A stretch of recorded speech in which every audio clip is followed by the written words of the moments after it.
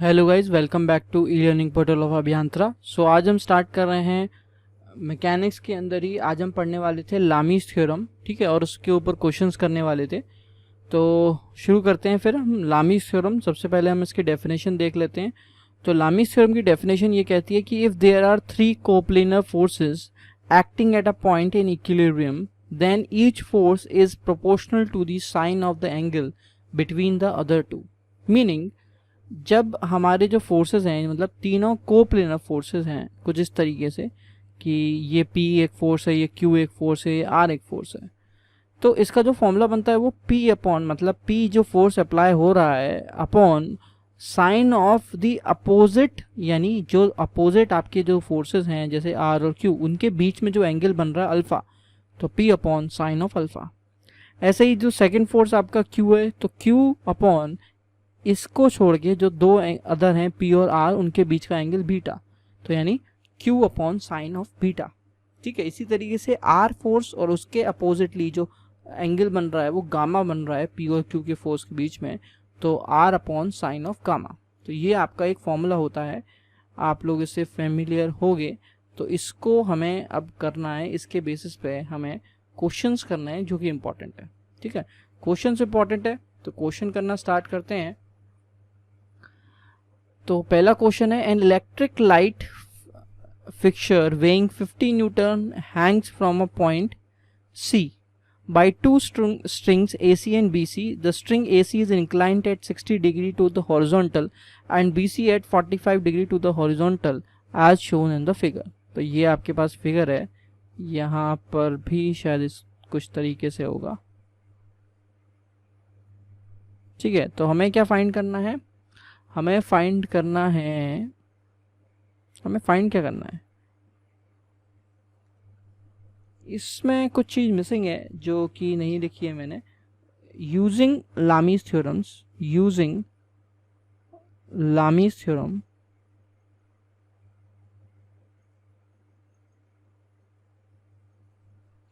determine the forces, determine the forces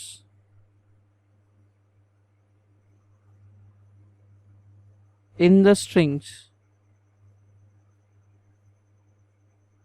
AC and BC। यानी हमें forces find करने हैं AC के अंदर, AC एंड BC।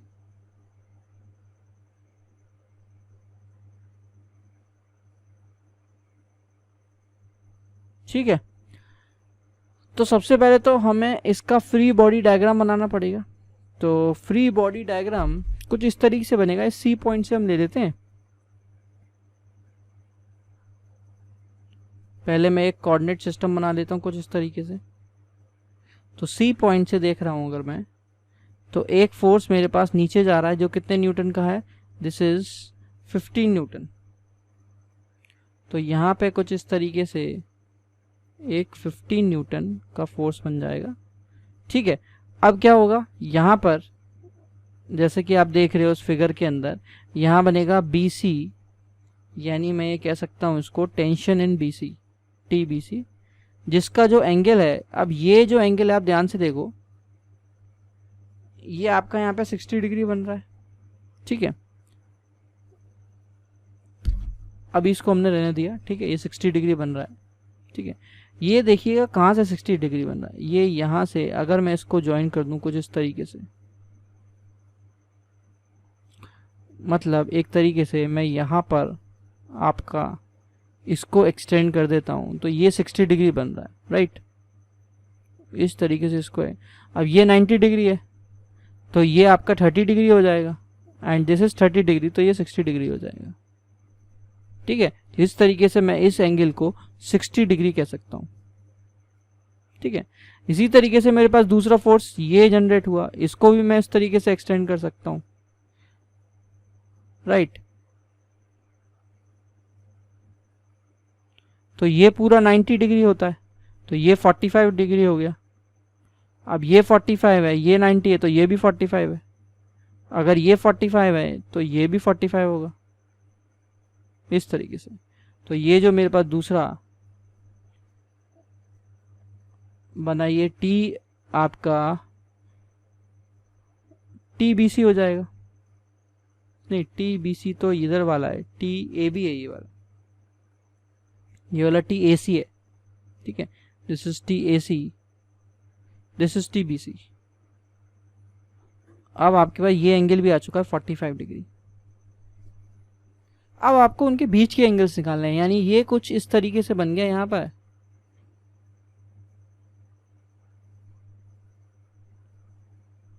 इस तरीके से। अब आपको एंगल्स फाइंड आउट करने हैं, तो ये देखोगे ये आप 60 डिग्री है और ये पूरा आपका 90 डिग्री है, तो 60 90 150, तो ये एंगल पूरा का पूरा 150 डिग्री का हो गया। ये है आपका टी ए सी। सिमिलरली अगर आप ऊपर देखोगे तो ये 45 का, ये 60 का, तो 60 और 45 आपका मिलाकर 105 हो गया। अब ये पूरा एंगल, ये कितने एंगल का है, पूरा 180 डिग्री पूरा, तो 180 में से माइनस कर देंगे अगर 105, तो हमारे पास बचेगा 75 डिग्री। ये एंगल पूरा आपका 75 डिग्री का हो गया। लास्ट आपका ये एंगल बच रहा है, तो ये एंगल फाइंड आउट करने के लिए आप देखो यहाँ पे, आप देखोगे this is 45 degree and this is 90 degree, तो 90 प्लस 45 इज 135 डिग्री, तो ये आपका 135 डिग्री का हो गया। अब आपको क्या करना है, सीधे फॉर्मूला लगाना है, this is T B C, तो फॉर्मूला ये होता है कि T A C is equals to sorry upon sine of, T A C के लिए साइन ऑफ क्या होगा 130 डिग्री सामने वाला एंगल, और टी बी सी के लिए साइन ऑफ क्या हो जाएगा आपका इसके सामने वाला यानी 150, एंड 15 के लिए साइन 175 डिग्री उसके सामने वाला दिस वन। तो सबसे पहले T A C upon sine of 130 that is equals to 15 upon sine 75, तो यहां से हमारे पास आ जाएगा T A C is equals to 15 into sine 130 upon sine 75। तो इसको अगर आप सॉल्व करेंगे तो आपके पास आंसर आ जाएगा 10.98 न्यूटन, ठीक है। सिमिलरली आप यहां कर सकते हैं T B C equals to 15 into sine 150 upon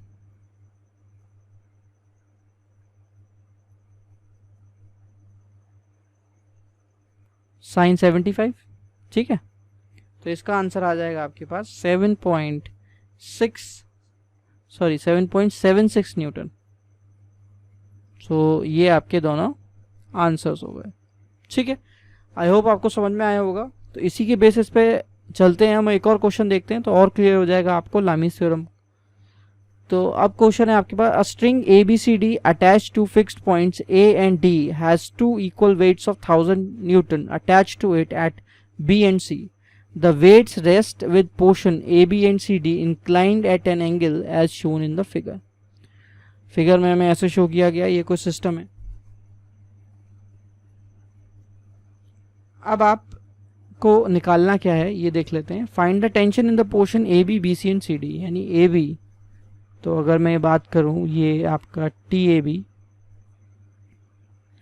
ये टी बी सी, और ये आपका T D C, C D कह सकते हैं इसको, कुछ भी कह लो आप, ठीक है। If the inclination of the portion B C with the vertical is 120 degree, तो ये सब चीजें दे रखी हैं आपको। तो सबसे पहले देखिए, हम एक फ्री बॉडी डायग्राम बनाते हैं at B free body diagram बनाते हैं। तो हम देखेंगे बी पे ये नीचे 1000 न्यूटन जा रहा है,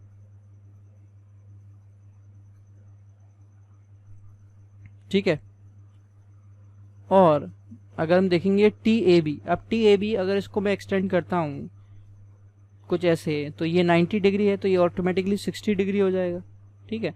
तो टी ए बी में ये एक आपका कुछ इस तरीके से जा रहा है, और जहाँ पे ये 60 डिग्री ऐसे बना रहा है, ये टी ए बी है, ठीक है। इसी तरीके से आपका एक ये टी बी सी इस तरीके से नीचे की तरफ जा रहा है, और ये 120 डिग्री बना रहा है, मतलब अगर मैं इस एंगल को देखूंगा तो होगा क्या, यहाँ पे ये कुछ इस तरीके से जा रहा है और ये यहाँ से 120 डिग्री बना रहा है, ठीक है। अगर मैं इस पूरे को देखूंगा तो इतना तक कितना 180 होता है, तो ये आपका 60 डिग्री हो गया। तो इसका अगर मैं अलग से FBD बनाऊं तो आप देखोगे ये आपका 1000 न्यूटन है, ठीक है। और ये जो आपका फोर्स जा रहा है, मतलब T कौन सा है ये, अगर मैं देखूं TBC, तो TBC इस केस में, ठीक है। और आपका ये जा रहा है आपका TAB, तो ये आपका हो जाएगा 60 डिग्री, ठीक है।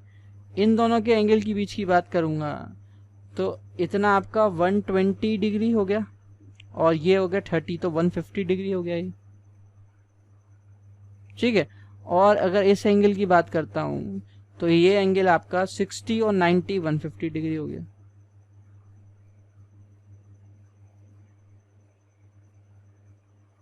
ठीक है, इतना क्लियर है। आप देखते हैं इसकी इक्वेशन क्या हो जाएगी।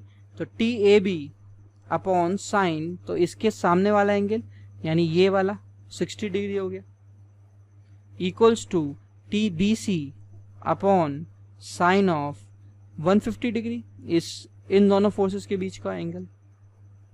और तीसरा हो जाएगा आपका 1000 अपॉन साइन 150, ये भी 150 इसके सामने वाला एंगल, ठीक है। तो इसको अगर हम फाइंड आउट करें तो TAB equals to 1000 into sine 60 upon sine 150। तो इसको अगर हम सॉल्व करेंगे तो आप सॉल्व करिए, देखिए क्या आंसर आता है। तो इसका आंसर आ जाएगा आपका, इसका जो आंसर है वो 1732 न्यूटन आएगा, ठीक है।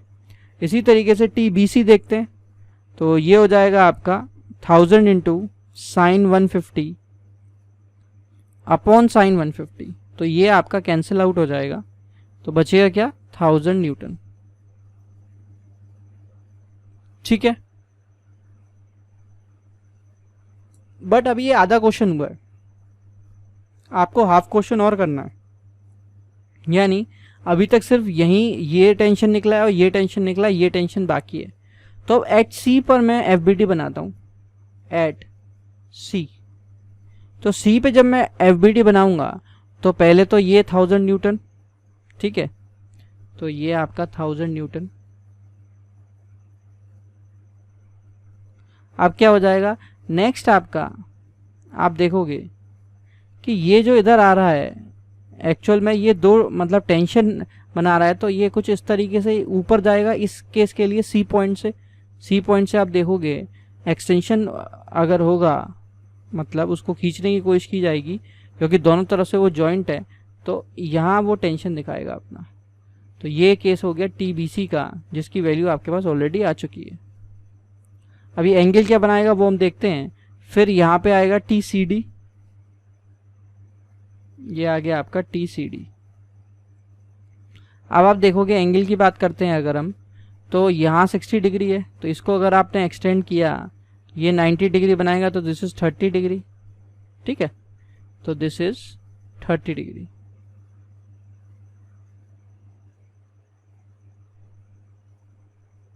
ठीक है। अब मैं TBC के एंगल की बात करता हूं, तो TBC के एंगल के बारे में कुछ नहीं दे रखा है। सो अगर आप देखो यहाँ पे होगा क्या कि पहले में हमने क्या किया था, पहले जब हमने BC के लिए बनाया था ये वाला, ठीक है, तो हमारे पास हमने क्या बनाया था कि जो BC है कुछ इस तरीके से आपका 60 डिग्री बनाएगा, इस तरीके से यहाँ पे, है ना। तो अगर ये इस तरफ एक्सटेंड होता है यहाँ पे, तो ये इसके साथ भी 60 डिग्री तो बनाएगा, मतलब ये वाला 60 डिग्री है तो ये 60 डिग्री हो जाएगा, है ना। तो मैं यहाँ से ये कह सकता हूँ कि ये जब यहाँ पे ऊपर गया तो ये यहाँ ये 60 डिग्री बनाएगा, ठीक है। तो अगर मैं इसका अलग से एक FBD बनाना चाहूँ सारे एंगल्स का, तो वो क्या हो जाएगा, ये TCD और ये आपका TBC, ठीक है। तो अब मुझे ये वाला एंगल कैलकुलेट करना, तो ये देखिए 30 डिग्री होगा, और ये 90 डिग्री होगा, तो दिस इज 120, ये एंगल हो गया आपका, दिस इज 1000, ये 120 डिग्री हो जाएगा, ठीक है। एंड अब इस एंगल की अगर मैं बात करूं तो ये 60 और ये 60, दिस इज ऑल्सो 120 डिग्री, है ना। और ये वाले एंगल की अगर बात करूं तो 90 + 30 आपका ये भी 120 डिग्री हो गया एक तरीके से, राइट। तो अगर मैं इसको सॉल्व करता हूं तो TBC, तो मुझे पता है मेरे पास वैल्यू किसकी है, मुझे मेरी वैल्यू किसकी नहीं है, TCD की नहीं है, तो उसी का लिख लेता हूं। तो TCD upon sine 120 equals to 1000 upon sine 120।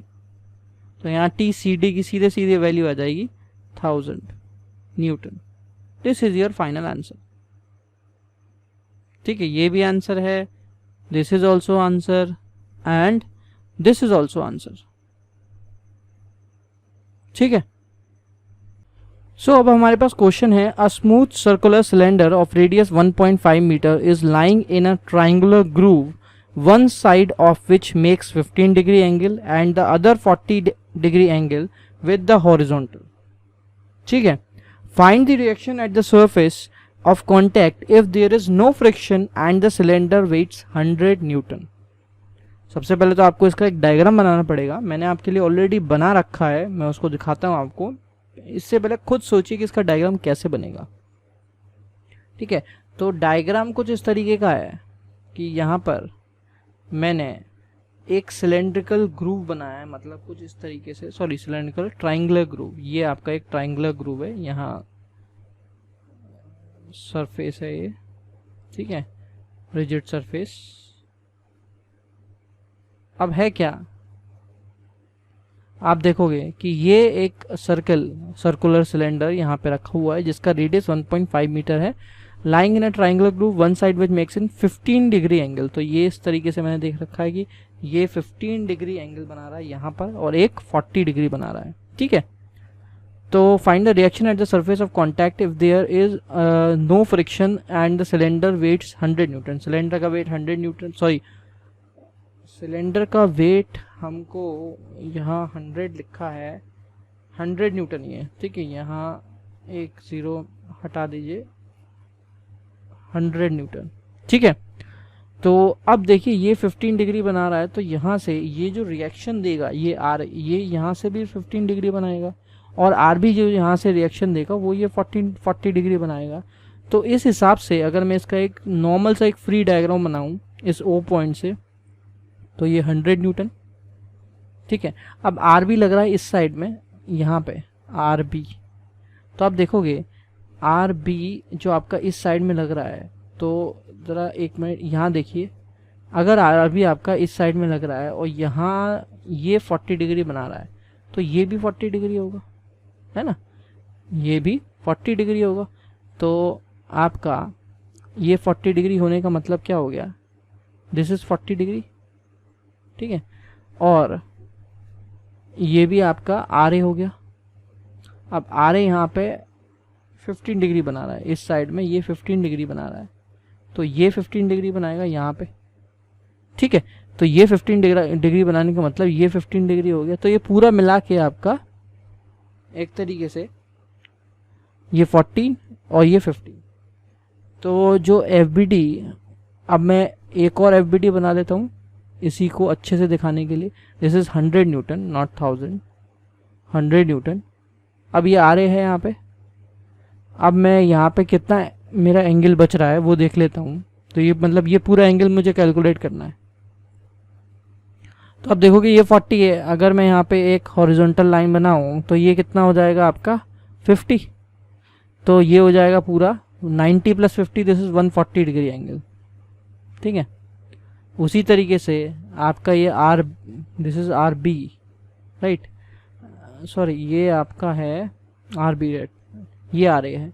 तो आर ए आपका जो हो जाएगा ये 15 डिग्री यहाँ बना रहा है, तो ये कितना बचेगा आपका 75 डिग्री, 75, 85, 90 होता है ना, तो ये 75 डिग्री, तो ये 75 और 90, ये हो जाएगा आपका 165 degree,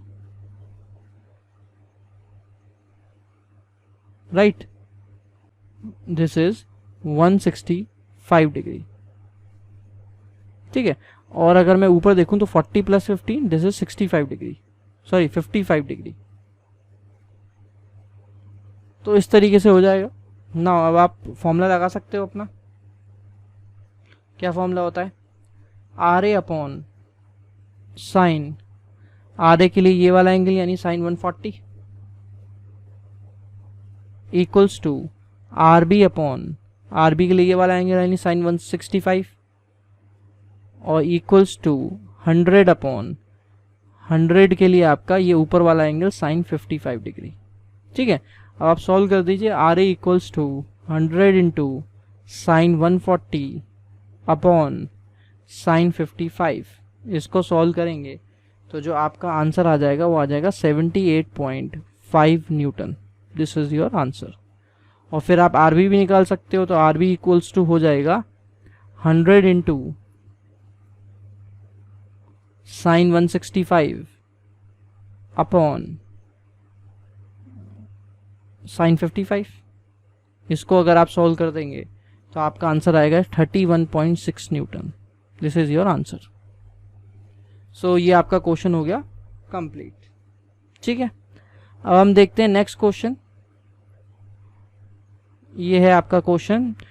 3 cylinders weighing 100 Newton each and of 80 mm diameter are placed in a channel of 180 mm width as shown in the figure। ये जो आपको फिगर शो कर रखी है, ठीक है। और ठीक है, और आपसे क्या बोला है? Determine the pressure exerted by the first cylinder A on B by the point of contact, second cylinder B on the base and the third is and cylinder C on the wall। अब इस question को आपको देखना है, ठीक है। तो question देखते हैं हम। अच्छा, थर्ड जो है इन सिलेंडर C नहीं है, this is B, cylinder B on the wall not C, ठीक है। तो इस क्वेश्चन को करते हैं अब हम। तो सबसे पहले हम पहली चीज निकालना चाहते हैं cylinder A, solution cylinder, first cylinder A on B.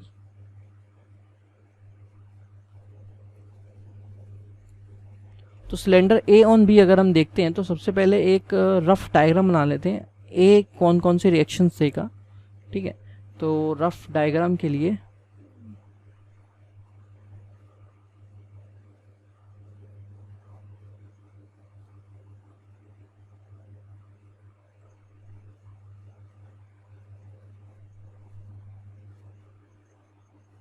ठीक है। अब आपका मान लीजिए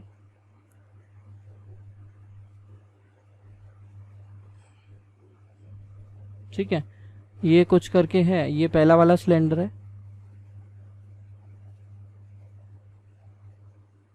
और ये सिलेंडर कुछ इस तरीके से सपोर्ट देगा, यहाँ पे ये नीचे भी सपोर्टेड है, ठीक है। एंड दिस सिलेंडर यहाँ से कुछ सपोर्ट देगा इस तरीके से, ठीक है। इस तरीके से हो रहा है। अब है क्या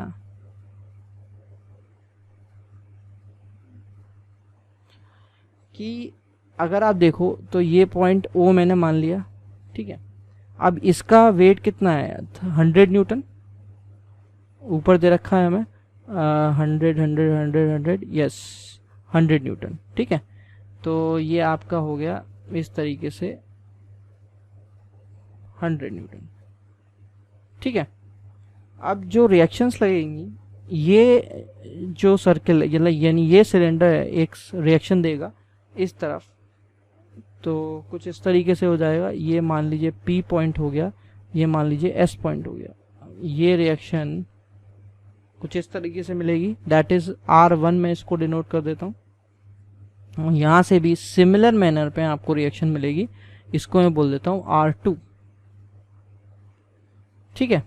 और इसको अब मुझे एंगल्स के बारे में कुछ नहीं पता है, तो मुझे एंगल निकालने के लिए मुझे ये ड्रॉ करना पड़ेगा यहाँ से मुझे वैल्यूज़ देखनी पड़ेंगी। इस पॉइंट को मैं बोल देता हूँ S। अब मुझे पता है ये पूरा 180 है, ठीक है, और मुझे डायमीटर्स भी दे रखे हैं 80, यानी यहाँ से यहाँ तक की डिस्टेंस हो गई 40। अब ये मिडिल पार्ट अगर हो गया तो यहाँ से यहाँ तक की डिस्टेंस कितनी हो जाएगी 10, क्योंकि ये 40 है, ये 40 है, मतलब ये पूरा 180 एक तरीके से 80 हो गया। यहाँ से लेके यहाँ तक की डिस्टेंस, यहाँ से लेके यहाँ तक की डिस्टेंस 80 हो जाएगी।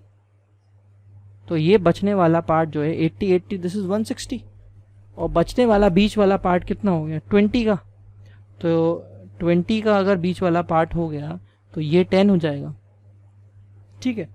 तो सबसे पहले मैं यहाँ से क्या निकालता हूँ, इसका FBT बनाने से पहले मुझे क्या करना पड़ेगा, कुछ वैल्यूज़ निकालनी पड़ेंगी। क्या वैल्यूज़ निकालनी पड़ेंगी, देखिएगा ध्यान से। मुझे OP की वैल्यू निकालनी पड़ेगी, एक पहली चीज़। तो OP की वैल्यू क्या हो जाएगी, यही यहाँ तक का रेडियस R1, मतलब सर्कल, ये कौन सा वाला सर्कल है, आई थिंक ये सर्कल है आपका B वाला, right. This is A circle, this is B circle and this is C circle. तो B वाले सर्कल पे अगर मैं देखूंगा तो रेडियस कितना 80 mm, राइट। तो sorry, diameter is 80 mm, radius is 40 mm, तो 40 mm, 40 मीटर mm है, तो 40 mm प्लस इसका रेडियस भी 40 mm, तो ये हो जाएगा 40 + 40 equals to 80। OP is your 80 mm, ठीक है। फिर मैं देखूंगा आपका PS निकालूंगा, क्योंकि मुझे एक तरीके से ये वाला एंगल चाहिए। कौन सा वाला एंगल, ये वाला, ठीक है। तो इस एंगल के लिए मैं PS भी निकालूंगा। तो PS कितना हो जाएगा मेरे ख्याल से, दिस इज आपका 90, क्योंकि ये 40 हो गया, 40 + 10, 40 + 10, दिस इज 50 mm। आप लिखोगे बाय ज्योमेट्री के थ्रू आपने वैल्यूज फाइंड आउट करी, ठीक है। तो अगर आप निकालो एंगल POS, तो उसकी वैल्यू कितनी हो जाएगी आपकी। अब एंगल POS निकालने का मतलब ये हो गया कि आप साइन थीटा निकालोगे। साइन, इसको मान लो आप θ1, इसको मान लो आप θ2। तो साइन θ1 की इस समय वैल्यू आ जाएगी आपकी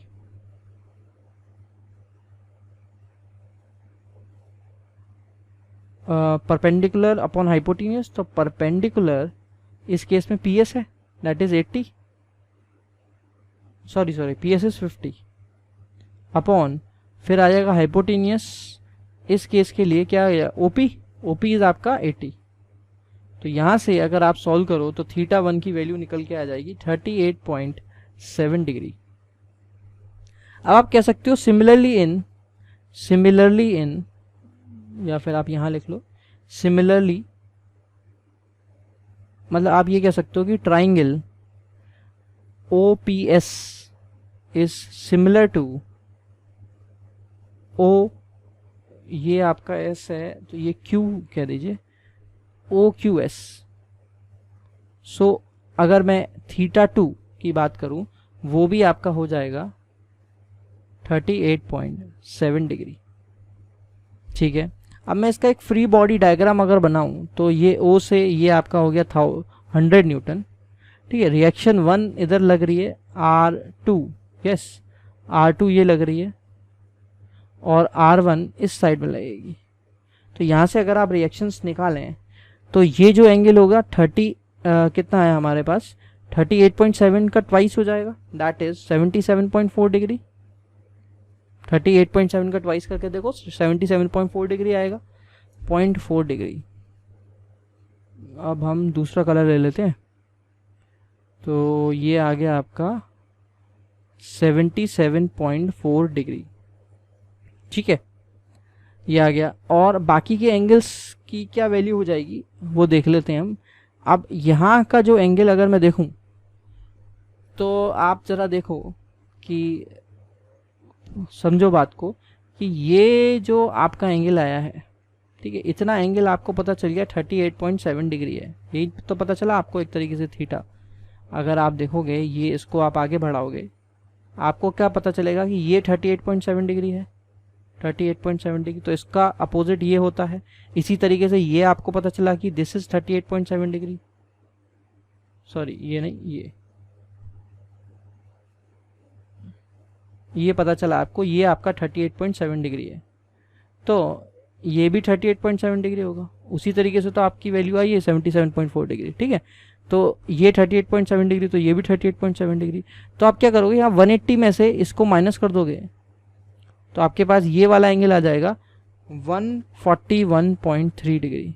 अगर 180 में से आप 77.4 डिग्री माइनस करते हो तो ये 6 पॉइंट यहाँ आ जाएगा आपका, 10 में से 7 गया 3, sorry not 77.4, you have to take 38.7, है ना। 10 में से 7 गया 3, यहाँ पे 9 में से 8 गया 1, और ये 7 में से 4 3 गया 4, और ये 141.3 डिग्री, यही इसी की बात कर रहा था मैं। और सिमिलरली आपका यहाँ पर भी यही सेम होगा 141.3 डिग्री, ठीक है। तो आपके पास यहाँ से आपकी वैल्यूज निकल सकती हैं। अगर आप इक्वेशन लिखोगे कि साइन ऑफ, सॉरी सबसे पहले तो फोर्स लिखते हैं, तो R1 of sine of 141.3 degree, ठीक है, equals to R2 of R2 upon sine of 141.3 degree equals to 100 upon sine of 77.4 degree, ठीक है। समझ में आया आप लोगों को? अब इसको यहाँ से सॉल्व कर लेते हैं, तो हमारे पास R1 की वैल्यू यहाँ से निकल के आ जाएगी 100 इंटू साइन 141.3 अपॉन साइन 77.4। तो इसको अगर आप सॉल्व करते हो तो आपकी R1 की वैल्यू आ गई 64 न्यूटन। और अगर आप R2 सॉल्व करते हो, R2 equals to 100 into sign 141, वही सेम वैल्यू आ जाएगी आपकी, ठीक है। R2 भी आपका R1 के इक्वल आ जाएगा 64 न्यूटन, ठीक है। तो ये रिएक्शंस कब निकली, जब सिलेंडर A पे B के थ्रू कोई रिएक्शन लग रही थी, ठीक है। सिलेंडर A एक तरीके से B के ऊपर है, तो C का भी उसमें इफेक्ट आया, ठीक है, इसलिए। नाउ अब बात करते हैं हम सेकंड कंडीशन की। सेकंड कंडीशन हमारे पास क्या है कि सिलेंडर B ऑन बेस, यानी बेस की वजह से आपके पास, तो इसका भी एक डायग्राम बनेगा। तो इसके डायग्राम के लिए हम करते हैं, डायग्राम बनाते हैं सबसे पहले तो।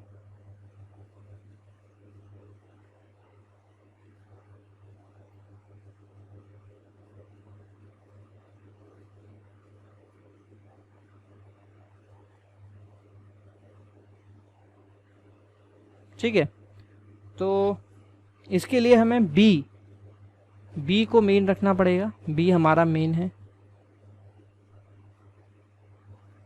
मतलब मैं ये बनाता हूँ ए,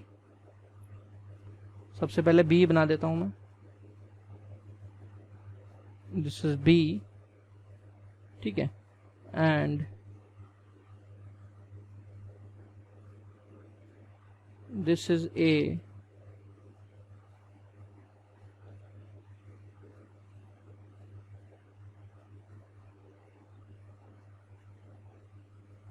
ठीक है। अजीब सी ड्राइंग है लेकिन कुछ नहीं कर सकते अब, ठीक है। This is A, this is B and this is C. Now अब मैं अगर देखूं यहाँ पर, एक तो इस को मान लो आप P पॉइंट, तो ये आपका 100, एक तो ये दिखाएगा मुझे 100 न्यूटन, ठीक है। फिर वॉल की तरफ से भी रिएक्शंस आएंगी, तो वॉल की तरफ से रिएक्शन जो आई उसको आपने माना R3, और एक रिएक्शन आएगी ये वाली R2, है ना, कुछ इस तरीके से। ये रिएक्शन कौन सी है, R2।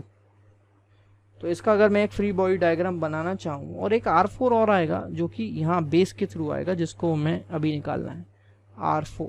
तो वो नीचे से जाएगा लेकिन लगेगा ऊपर, इफेक्ट उसका ऊपर आएगा, यहाँ आएगा R4। अब R4 वो, क्योंकि ये 100 लग रहा है तो R4 की कुछ वैल्यू होगी, और फ्रिक्शन है नहीं यहाँ पे, उसका अपोजिट हो सकता था। तो यहाँ पे ये जो वैल्यू आएगी, मैंने R4 को भी पॉजिटिव माना है क्योंकि मैंने माना कि R4 की वैल्यू बड़ी होगी 100 से, तो मैंने इस तरीके से इसको रखा। ठीक है, तो यहाँ का अगर मैं एक फ्री बॉडी डायग्राम बनाना चाहूँ तो मेरे पास बन जाएगा दिस इज 100 एंड तो अभी मुझे लामीज थ्योरम में 3 फोर्सेस इंक्लूड करनी होती है। अब यहाँ पे तो 4 है, तो लेकिन मेरे पास एक नोन है R2, तो मैं सिर्फ उसी को नोन मान रहा हूँ R2 इस तरीके से। ये R2 हो गया, ठीक है, इस डायरेक्शन में लगेगा। ठीक है, यहाँ लगेगा आपका R3 और यहाँ लगेगा आपका R4 माइनस 100। अब मैं देखता हूँ एंगल्स अगर मैं देखूँ तो जो R3 लग रहा है वो तो आपका 90 डिग्री पे लग रहा है, ये इस तरीके से। ठीक है, ये तो 90 हो गया। अब इस एंगल को अगर मैं निकालना चाहूँ तो पहले मैं निकाल चुका हूँ ऑलरेडी, दैट इज़ 141.3 डिग्री ऊपर वाली, और इस वाले एंगल को भी मैं निकाल चुका हूँ एक तरीके से। R2 वाले को तो निकाल ही चुका हूँ 38.7, है ना। मुझे बेसिकली R4 चाहिए यहाँ से, तो मैं फॉर्मूला लगा सकता हूँ यहाँ पे लामीज थ्योरम का ही। अब R2 की वैल्यू, मेरी वैल्यू आई थी 64, तो यहाँ मैं 64 रख देता हूँ। तो 64 वाला हमारे पास कैसे आ जाएगा कि 64 अपॉन साइन 90, ये वाला का सामने वाला एंगल, ठीक है, और यहाँ पे आ जाएगा आपका R3 कौन सा, ये इसके सामने वाला एंगल साइन 144.3 और equals to R4 upon R4 minus 100 upon, ये हो जाएगा आपका इन दोनों के बीच का एंगल। तो ये एंगल भी हमें निकाल लेता हूँ 38.7 और ये 90, तो कितना हो जाएगा ये, डेट इज साइन 90 प्लस 38.7 कितना आ जाएगा बताइए। ये 7, ये 8 और ये 9 और 3 12, तो 128.7 है ना।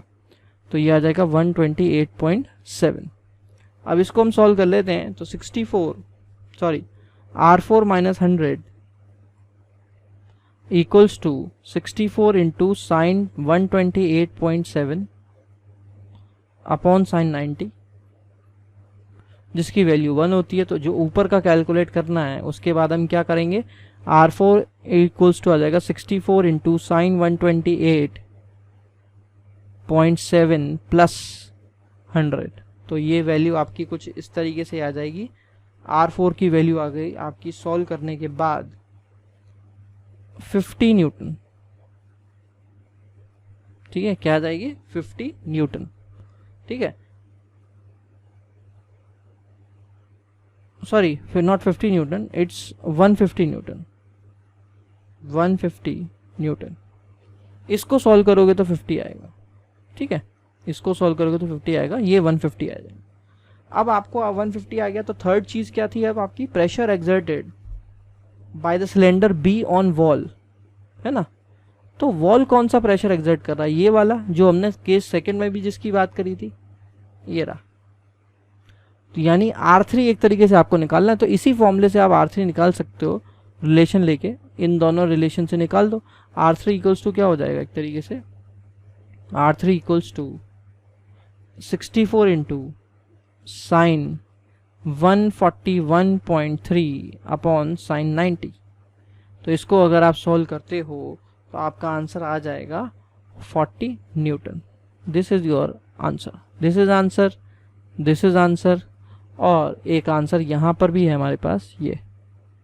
ठीक है, तो ये क्वेश्चन कंप्लीट होता है। थोड़ा टिपिकल क्वेश्चन था, ठीक है, लेकिन काफ़ी अच्छा था, समझ में आया, मतलब इंटरेस्टिंग क्वेश्चन था एक। तो इस तरीके के से लामीज थ्योरम पर बेस्ड क्वेश्चन आ सकते हैं।